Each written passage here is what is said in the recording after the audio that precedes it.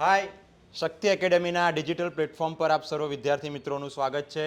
અને આજે આપણે શરૂ કરવા જઈ રહ્યા છીએ ધોરણ 12 સાયન્સની પરિશ્રમ બેન્ચ અને શક્તિ એકેડેમીમાં 2024 અને 25ના શૈક્ષણિક વર્ષનો આ આપણો પ્રથમ લેક્ચર છે. અને આજે આપણે શરૂ કરવાના છીએ પરિશ્રમ બેન્ચ. જે પરિશ્રમ બેન્ચ છે એ ધોરણ 12 સાયન્સ માટે સ્પેશિયલ આપણે બનાવી છે. તમે જોયું હશે કે આગળના આપણે જે વિડીયો છે જેમ કે ધ્યેય બેન્ચ છે, તો એવી અલગ અલગ બેન્ચ આપણે એને નામ આપ્યા છે. અને એ પૈકી ધોરણ 12 સાયન્સ માટેની આ પરિશ્રમ બેન્ચ જે છે આપણે એનું આજે એક ડેમો લેક્ચર જોવાના છીએ. બરાબર છે. હવે ડેમો લેક્ચર્સ આપણે જોઈએ એ પહેલાં આપણે થોડીક એની આધ્યાત્મિકતાથી શરૂઆત કરીશું. ને આપણી સમક્ષ અહીંયા ઉપસ્થિત છે સુમિત સર, કે જેઓ આપણને થોડુંક આધ્યાત્મિક બાબતથી લઈને આપણી આ શુભ શરૂઆત કરાવનાર છે. અને સુમિત સર, તમારું શું આયોજન છે આ બાબતે? તો આપણે આપણા નવા શૈક્ષણિક વર્ષની શરૂઆત એક આધ્યાત્મિક રૂપે કરશું, બરાબર, જેથી આપણને એક એનર્જી મળે. બરાબર, તો આપણે સાહેબને જોઈએ, આપણે ચાલનો કરીએ. બરાબર,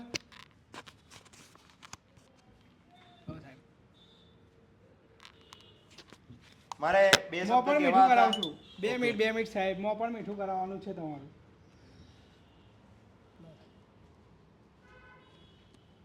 ઓહો, બસ તો સાહેબ કરો અને બાળકોને ભણાવો. એક મિનિટ, આપણે અહીંયા હાજર વિદ્યાર્થીઓ જે છે ઓફલાઈન, એ પૈકી આપણે એક બહેન અને એક ભાઈને બોલાવીશું. હા, બોલાવી લો, અને બોલાવી લો. એમનું પણ એમનું મોઢું બી મીઠું મોં કરાવો. કરાવી દે આપણે. બાકીના બીજા બધા જે છે એમનું આપણે જતી વખત કરાવીશું. બેટા આવી જાઓ, આવી જાઓ. જોઈને આવજો, અડફેટમાં ના આવી જતા. સુમિત સાહેબ એમનું અભિવાદન કરશે.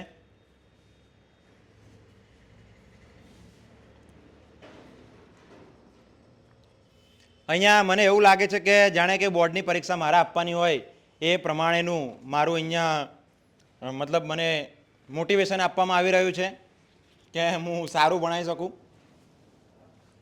એ માટે મને ચાંદલો પણ કર્યો અને પ્રસાદી પણ ખવડાવી.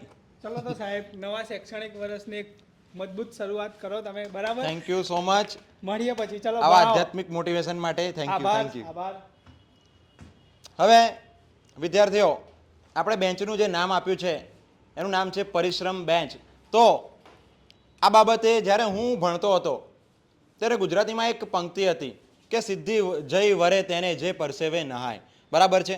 એટલે આ 12 સાયન્સ એક એવો વિષય છે કે જેમાં આપણે પરિશ્રમ કરવો પડશે અને પડશે જ. કારણ કે પરિશ્રમ વિના આપણને કોઈ સિદ્ધિ પ્રાપ્ત નહીં થવાની. બરાબર છે. તો આજના લેક્ચરમાં આપણે એની એક અનુક્રમણિકાને ભણીશું. કારણ કે તમે ધોરણ 9 અને 10 તો ભણ્યા જ હશો, સાથે ધોરણ 11 પણ તમે ભણ્યા છો. બરાબર. પણ જો ધારો કે આપણે કોઈક વ્યક્તિના લગ્નમાં ગયા હોઈએ અથવા તો કોઈ પણ એવા સામાજિક પ્રસંગે ગયા હોઈએ, બરાબર, અને ત્યારે આપણું જાણીતું કોઈ મળે નહીં, ત્યારે આપણે એકદમ શૂન ઊભા રહેવું પડતું હોય છે. એટલે કોઈ ફેમિલિયર થાય એવું કોઈ મળતું નથી. ત્યારે આપણે શાંતિથી બસ ઊભા રહીએ અને જોતા હોઈએ કે કોણ શું કરે છે. બરાબર. પણ જો એ વાકની અંદર આપણને કોઈક આપણું પરિચિત વ્યક્તિ મળે તો આપણને કેટલો આનંદ આવી જાય કે હા હા, આમને તો હું ઓળખું જ છું. તો એની સાથે એક ટાઈમ સ્પેન્ડ થાય. નહીંતર 1 કલાક 2 કલાક કાઢવો પણ આપણા માટે બોરિંગ થઈ જતો હોય છે, હે ને? તો આવી સામાજિક બાબતોથી પણ આપણે થોડાક હેરાન થઈ જઈએ છીએ. તો વિદ્યાર્થી, આ તો ભણવાનું છે. તો ભણવામાં આપણે જો આપણો કોઈ સબ્જેક્ટ જે છે એ ફેમિલિયર હોય, મતલબ કે એના ટોપિક્સને જો આપણે જાણતા હોઈએ, અગાઉથી આપણે થોડુંક જાણતા હોઈએ કે હા હા, આ તો હું ભણી ગયો છું કે ભણી ગઈ છું, તો આપણને થોડીક મજા આવશે. ભણવામાં થોડીક ક્યુરિયોસિટી પણ રહેશે કે આપણને કંઈ વસ્તુ નવું નહીં લાગે. બરાબર છે. જેમ કે છોકરી સાસરે જાય તો એના સાસરામાં પહેલાં નવું લાગતું હોય. બરાબર. એટલા માટે તો એની પહેલાં સગાઈ કરવામાં આવે એટલે એને થોડુંક ફેમિલિયર થવાય. રાઈટ કે નહીં ભાઈ? એને તો આપણે એવું જ કરવાના છીએ આજે, કંઈક એની સગાઈ જ કરવાના છીએ. ચલો શરૂઆત કરી દઈએ.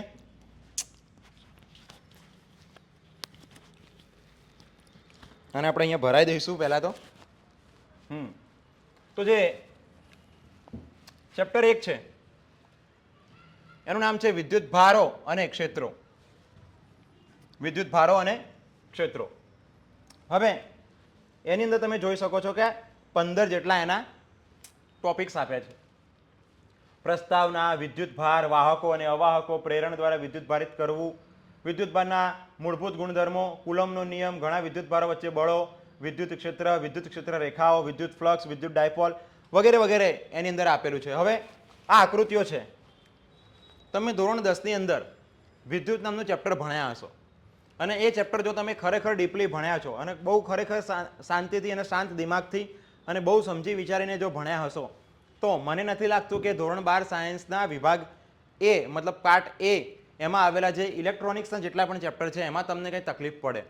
કારણ કે ધોરણ 10 ની અંદર જે વિદ્યુત ચેપ્ટર આવ્યું હતું એ આપણો બેઝ હતો, એ આપણો પાયો હતો અને જો આપણો પાયો મજબૂત હશે તો આપણને આ લેક્ચરમાં કોઈ આ 12 સાયન્સ ભણવામાં કોઈ તકલીફ પડવાની નથી. બરાબર છે? તમે જુઓ કે પહેલું જ લખ્યું છે વિદ્યુત ભાર. મતલબ કે જેમ માણસને ખોરાક જોઈએ ખાવા માટે એવી રીતે જે ઇલેક્ટ્રોનિક વસ્તુ છે એને ખાવા માટે શું જોઈએ છે તો કે વિદ્યુત ભાર. બરાબર? વિદ્યુત ભારને આપણે ચાર્જ પણ કહીએ છીએ, ઇલેક્ટ્રિક ચાર્જ. પછી વાહકો અવાહકો તમને ખબર જ છે કે જેમાંથી કરંટ પસાર થઈ જાય એને વાહકો કહેવાય, જેમાંથી ના થાય એને શું કહેવાય? અવાહકો કહેવાય. ખબર છે ને? ચલો હવે એના પછી કુલમનો નિયમ છે, પછી આ વિદ્યુત ક્ષેત્ર છે, પછી વિદ્યુત ક્ષેત્ર રેખાઓ, વિદ્યુત ફ્લક્સ. વિદ્યાર્થી મિત્રો એટલું સરસ મજાનું છે ધોરણ 12 સાયન્સ એનું ફિઝિક્સ કે તમે જો એને દિલથી ભણશો તો બહુ મજા આવી જશે, બહુ મજા આવી જશે. બરાબર? હવે અહીંયા તમે જુઓ કે આ છે આપણો નેગેટિવ ચાર્જ, આપણો છે પોઝિટિવ ચાર્જ.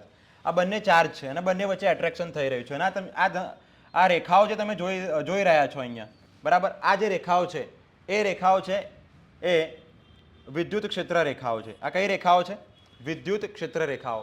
બે ઇલેક્ટ્રિક ચાર્જ છે અને એમાંથી પસાર થતી જે રેખા, એમાંથી બહાર નીકળતી જે રેખાઓ છે એ છે આપણી વિદ્યુત ક્ષેત્ર રેખાઓ. બરાબર છે? અહીંયા પણ તમે જોઈ શકો છો વિદ્યુત ક્ષેત્ર રેખાઓ અને અહીંયા ઇલેક્ટ્રોનની મૂવમેન્ટ બતાવી છે કે ઇલેક્ટ્રોન જો ધાતુ પદાર્થ હોય તો એમાં ઇલેક્ટ્રોન આસાનીથી સ્થળાંતરણ કરી શકે છે. તો અહીંયા એ પણ આપણને બતાવ્યું છે. ચલો આગળ વધીશું. બીજું ચેપ્ટર છે કે સ્થિત વિદ્યુત સ્થિતિમાન અને કેપેસિટન્સ. હવે તમારા ઘરમાં ક્યારેક પંખો બગડે ત્યારે તમે કોઈ ઇલેક્ટ્રિશિયનને બોલાવો ત્યારે એ ઇલેક્ટ્રિશિયન એમ કહેશે કે ભાઈ આનું કેપેસિટર ગયું. બરાબર? એકચ્યુઅલમાં ઇલેક્ટ્રિશિયનને એ પણ નહીં ખબર હોય કે કેપેસિટર શું છે અને એનો વિદ્યુત એસઆઈ એકમ શું થાય, એ બધી એને કોઈ જ માહિતી નહીં હોય. એની ગણતરી કઈ રીતે થાય, એના દાખલા કેવા હોય, એની થિયરી શું છે એને નથી ખબર. એને ખાલી એક જ વસ્તુ ખબર પડે કે કેપેસિટર ગયું, એને કાઢો ને બીજું લગાવો. બરાબર છે? એટલે કેપેસિટરથી પણ તમે કદાચ પરિચિત તો છો જ. બરાબર ને? આપણે એવું પણ કહીએ છીએ કે આ વ્યક્તિની અંદર કેપેસિટી નથી. બરાબર?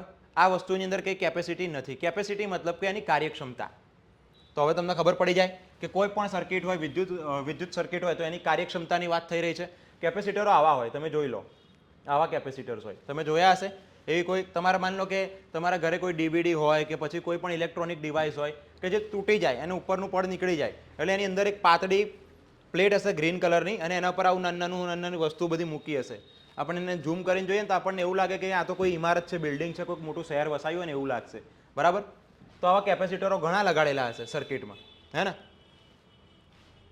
ચલો હવે આની અંદર સ્થિત વિદ્યુત સ્થિતિમાન.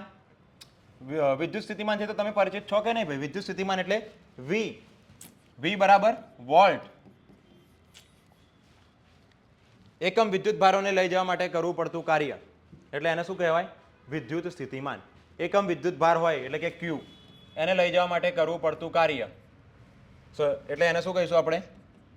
વિદ્યુત સ્થિતિમાન વી બરાબર ડબલ્યુ અપોન, સોરી આ ઊંધું લખ્યું, વી બરાબર ડબલ્યુ અપોન ક્યુ થાય. V is equal to W upon Q.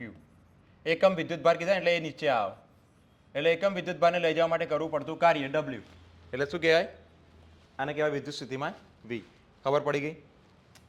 Okay.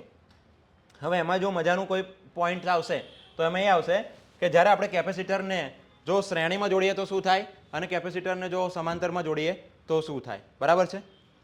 ખબર પડી ગઈ? ચલો પછી એમાં વિદ્યુત ડાયપોલ ખાસ કરીને એ છે. પછી ડાઇલેક્ટ્રિક અને ધ્રુવીભવન, કેપેસિટરો અને કેપેસિટન્સ. કેપેસિટન્સ તો મતલબ શું થાય કે કોઈ કેપેસિટર છે એની કેપેસિટી કેટલી છે તો એની જે કેપેસિટી હોય એને જ આપણે શું કહીએ છીએ?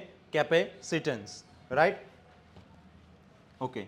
પછી કેપેસિટરો સોરી સમાંતર પ્લેટ કેપેસિટર, પછી એવી જ રીતે શ્રેણીમાં પણ આવશે. જો આ સમાંતર પ્લેટ કેપેસિટર છે, આ કેપેસિટરોને આપણે સમાંતર જોડ્યા છે, અહીંયા શ્રેણીમાં બતાવે છે, બરાબર. પછી આ છે વિદ્યુત ડાયપોલ છે, તમે જોઈ શકો આવી સર્કિટ બને.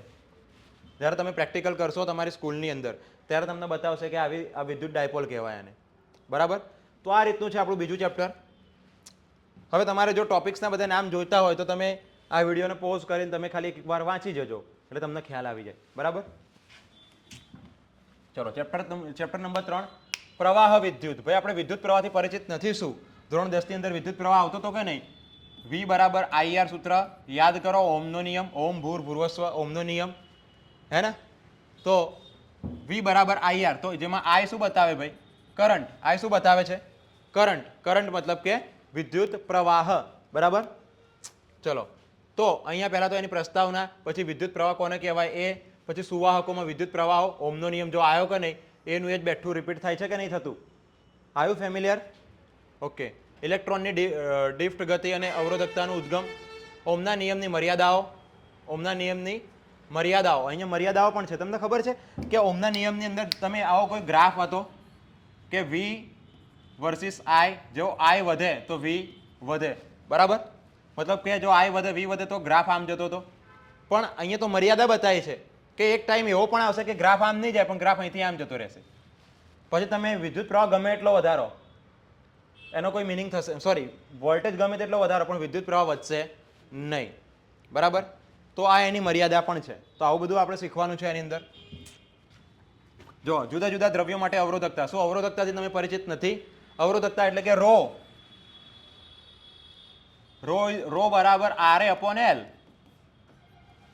રો બરાબર RA અપોન L અવરોધકતા, અને R બરાબર રો L અપોન A. બેટા ખબર પડી કે નહીં? ઓકે, મને લાગ્યું તને હું કરંટ આવી રહ્યો છે. કરંટ આવ્યો? ઓકે, કારણ કે આ તો ભાઈ કરંટ વાળું ચેપ્ટર તો કરંટ આવી બી જાય. ચલો, અવરોધકતાનો તાપમાન પરનો આધાર. તમને ખબર જ છે કે ભાઈ H is equal to I²RT. યાદ કરો સૂત્ર, વિદ્યુત પ્રવાહનો જે તાપીય નિયમ હતો એ, બરાબર. વિદ્યુત ઉર્જા અને પાવર, ચલો P બરાબર VI, યાદ કરો સૂત્ર. અવરોધકોનું સંયોજન, શ્રેણી અને સમાંતર. ભાઈ આપણે અવરોધોનું શ્રેણી જોડાણ, સમાંતર જોડાણ જોયું તો એવી રીતે આપણે અવરોધકોનું જોવાનું. વિદ્યુત કોષ, કોષ એટલે બેટરી, EMF ઇલેક્ટ્રોમોટિવ ફોર્સ, આંતરિક અવરોધ અને વાયરનો અંદરનો અવરોધ કેટલો હશે આપણે એ જોવાનું છે. જો આ વિદ્યુત પ્રવાહ, બરાબર. પછી ખાસ કરીને આપણે અહીંયા આ જોવાનું છે કે જે વિસ્ટન બ્રિજ છે એ, જો વિસ્ટન બ્રિજ મતલબ કે આવી સર્કિટ બનાવવાની કે જે આમ ચોખંડિયું પાડેલું હોય તો આને બ્રિજ કહેવામાં આવે. તો આ વિસ્ટન બ્રિજ છે. પછી કિર્ચોફનો નિયમ છે. આ બધું બહુ મજા આવે એવું ચેપ્ટર છે અને મસ્ત ભણીશું આપણે, રાઈટ. ચલો, ત્યારબાદ ગતિમાન વિદ્યુતભારો અને ચુંબકત્વ.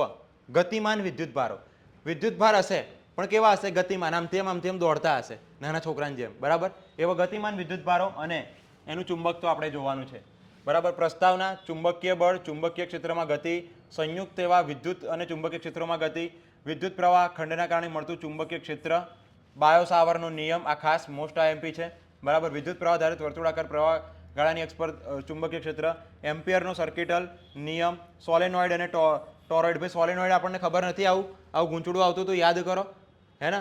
તમે કદાચ ભણ્યા છો ત્યારે 13મું ચેપ્ટર હતું આ, બરાબર. ગયા વર્ષે આપણો સિલેબસ બદલાયો એટલે આ ચેપ્ટર 12મું થઈ ગયું છે, પણ તમે ભણતા ત્યારે 13મું ચેપ્ટર હતું અને ત્યારે આવું સોલેનોઇડ વાળું ઘણું બધું આવતું હતું. એમાં તમે સળીઓ મૂકો અને પછી આમાંથી વિદ્યુત પ્રવાહ પસાર કરો તો સળીઓ ચુંબક બની જાય, યાદ કરો આ બધી વસ્તુ. પછી ફ્લેમિંગનો ડાબા હાથનો નિયમ, જમણા હાથનો નિયમ, હે ને. વિદ્યુત મોટર, વિદ્યુત જનરેટર. હવે તો જો કે 10મા ધોરણમાંથી બધું નીકળી ગયું છે. ચલો, ચલિત ગૂંચળાવાળું ગેલ્વેનોમીટર. ગેલ્વેનોમીટર આ રહ્યું, જો ગેલ્વેનોમીટર છે આવું, આ સાદું છે, ચલિત ગૂંચળાવાળું નથી, આ સાદું ગેલ્વેનોમીટર છે. ગેલ્વેનોમીટરનું કામ શું હોય કે કોઈ પણ જગ્યાએથી વિદ્યુત પ્રવાહ પસાર થતો હોય તો એ ખાલી આપણને એનો કાંટો હલે. આ જે કાંટો દેખાય ને તમને, એમ હલે, બસ, બીજું કંઈ ના થાય. બોલો, ખબર પડી? ચલો આગળ વધીશું. પાંચમું ચેપ્ટર ચુંબકત્વ અને દ્રવ્ય. ભાઈ જે તમે 13મું ચેપ્ટર હતું, બરાબર, એના જેવું જ છે આ ચેપ્ટર, ચુંબકત્વ અને દ્રવ્ય. ચુંબકત્વ શું છે?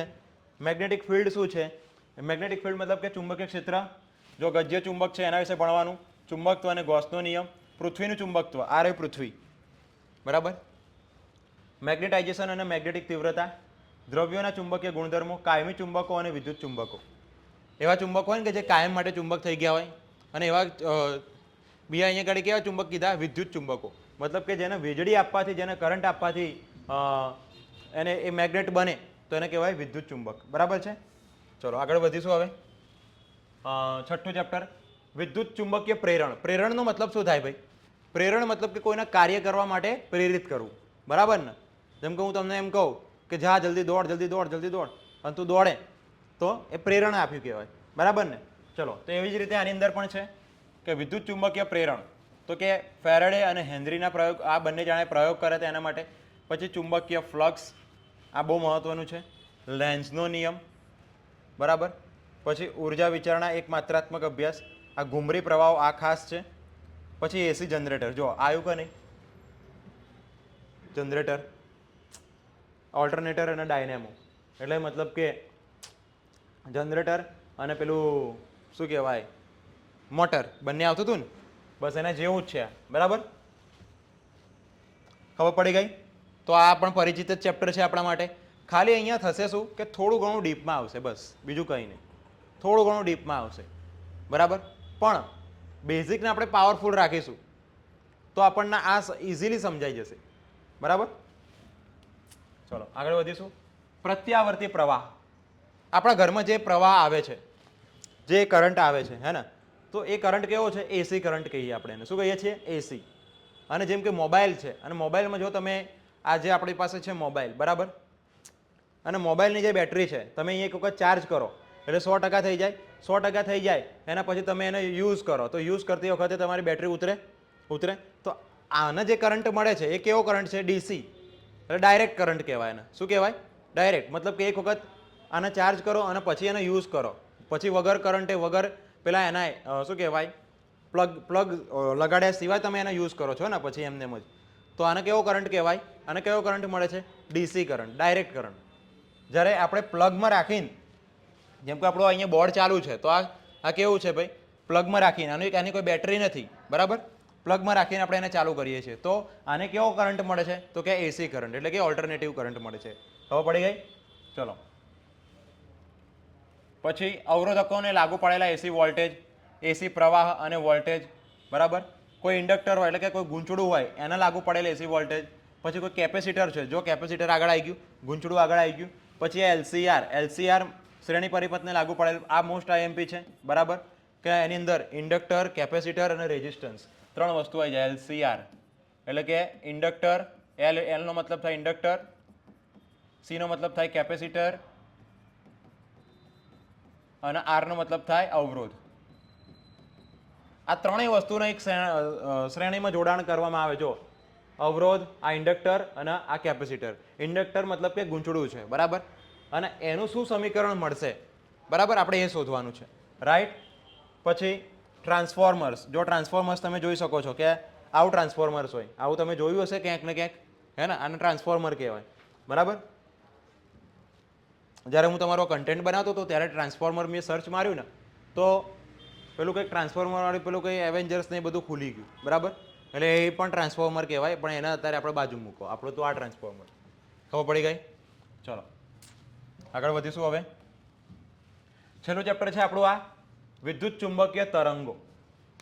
હવે આપણે જે કંઈ પણ તરંગો આપણી પાસે છે, મતલબ અમુક એવી તરંગો છે કે જે આપણે એ તરંગના કારણે આપણે જોઈ શકીએ છીએ, હે ને. અમુક એવી તરંગો છે કે જેને આપણે જોઈ નથી શકતા, જેમ કે એક્સરે, બરાબર. પછી શું કહેવાય, ગેમા રેઝ આવે, પછી આલ્ફા કિરણો. જો અહીંયા તમે જોઈ શકશો, જો gamma rays, x rays, ultraviolet rays, infrared rays, radar, FM, TV, short wave અને એએમ. તો આ અલગ અલગ પ્રકારના જે તરંગો છે, અલગ અલગ પ્રકારની જે રેડિયેશન્સ છે, બરાબર, એમાંથી અમુક તરંગ લંબાઈની જે કિરણો હશે, અમુકથી અમુક તરંગ લંબાઈના જે તરંગો હશે, તો એને જ આપણે ખાલી જોઈ શકીશું અને એના દ્વારા જ આપણે જોઈ શકીશું. એટલા માટે આપણે એને વિઝિબલ કિરણો કહીએ છીએ, બરાબર. બાકી અમુક વસ્તુ જે છે ને ભાઈ, એ તો આપણને દેખાય નહીં. જો વિઝિબલ લાઇટ અહીંયા આવી ગયું, વિઝિબલ લાઇટની અહીંયા કેટલું આપ્યું છે ભાઈ? 4 × 10⁻⁷ થી લઈને તે આટલા સુધીનું આપ્યું છે. 7 એટલે કે લગભગ 8 ગણી લો ને, 8 × 10⁻⁷ આટલી તરંગ લંબાઈના જે કિરણો છે એને આપણે જોઈ શકીએ છીએ અને એમાં જાની વાલી પીનારા આવી જાય છે બરાબર. બાકીના આ જે 4 × 10⁻7 છે એનાથી પાછળ અને 8 × 10⁻7 થી આગળ આપણે કોઈ કિરણોને જોઈ શકતા નથી પણ છે ખરા બરાબર. આ બધું જ કોના કારણે થાય છે તો કે સૂર્યમાંથી જે કિરણો આવી રહ્યા છે બરાબર, એ સૂર્યમાંથી જે કિરણો આવી રહ્યા છે અને એને આપણી પૃથ્વીની ફરતે જે મેગ્નેટિક ફિલ્ડ આવેલી છે, જે ચુંબકીય ક્ષેત્ર આવેલું છે એના દ્વારા એને પરિવર્તિત કરીને પછી પૃથ્વી પર મોકલવામાં આવે છે અને એમાં ખાસ કરીને ખાલી વિઝિબલ કિરણોને જ આપણે પૃથ્વી પર આવી શકે છે બરાબર. બાકી જે અલ્ટ્રાવાયોલેટ કિરણો છે ને બાકી આ એક્સરે છે ને એવા અમુક જે હાનિકારક જે રેડિયેશન્સ છે એનો તો આપણે ઇલેક્ટ્રિક ફિલ્ડ જે છે આપણી પૃથ્વી છે ને ભાઈ, પૃથ્વી તો એની ઉપર ફરતે આવી રીતે ચુંબકીય આવરણ આવેલું છે, ચુંબકીય ક્ષેત્ર રેખાઓ આવેલી છે. તો ચુંબકીય ક્ષેત્ર રેખાઓ શું કરશે તો કે આવી રીતે આ સૂર્ય છે અને સૂર્યમાંથી આવતી જે ગરમી હોય, જે હાનિકારક કિરણો હોય એને શું કરશે પરાવર્તિત કરી નાખશે, આમ પાછા ફેંકશે કાં તો પછી એને ટ્રાન્સફોર્મ કરીને પેલી બાજુ નાખી દેશે બરાબર. અને એના જ કારણે અમુક વખતે આપણને શું દેખાતું હોય, આ ઉત્તર ધ્રુવ અને દક્ષિણ ધ્રુવમાં આપણને એના જ કારણે આપણને શું દેખાય, અમુક વખત અરોરા દેખાય છે, અરોરા એટલે કે આમ રંગબેરંગી આકાશ દેખાય રાત્રે બરાબર છે. તો આ છે આપણું ચુંબકીય તરંગો અને આના વિશે પણ આપણે ભણવાના છીએ બરાબર. તો આ હતો આપણો પહેલો ડેમો લેક્ચર જેમાં આપણે ખાલી વાત કરી હતી ઇન્ડેક્સની જ. અને હવે જે બીજો લેક્ચર હશે આપણો એ પાર્ટ 2ની ઇન્ડેક્સ હશે કે જેમાં તમને હજુ વધારે ખબર પડશે કે ફિઝિક્સ આપણા માટે કેવો આપણો ભાઈબંધ બની શકે કે ના બની શકે. તો મળીશું હવે આપણે નેક્સ્ટ લેક્ચરમાં. ત્યાં સુધી જોતા રહો Shakti academy. Thank you so much.